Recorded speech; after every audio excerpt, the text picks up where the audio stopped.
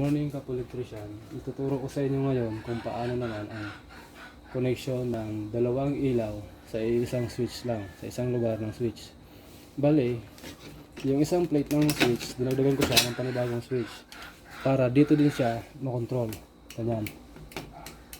Bale, ang connection niya dito ngayon is kumuha ako ng isang wire at tinap ko sa magkabilaang butas para magkaroon siya ng power supply galing doon sa main. Tapos yung isang wire naman, ito yung ikakabit natin dito sa pangalawang ilaw. Okay, kabit na natin. Dito ko lang muna at para mabilis tayo matapos.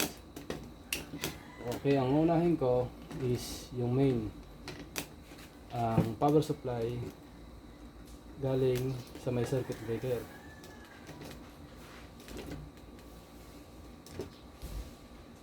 Tapos naman, itong dalawang wire, kunin ko yung isa, kakabit ko dito sa unang switch, unang ilaw.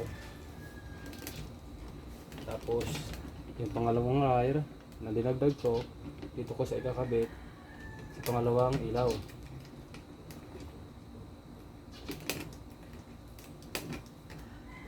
Tapos itong mga kulay puti naman,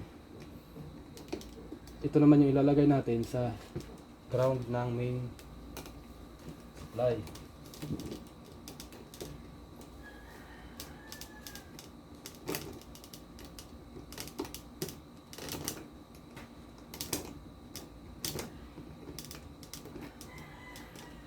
Okay, testingin na natin.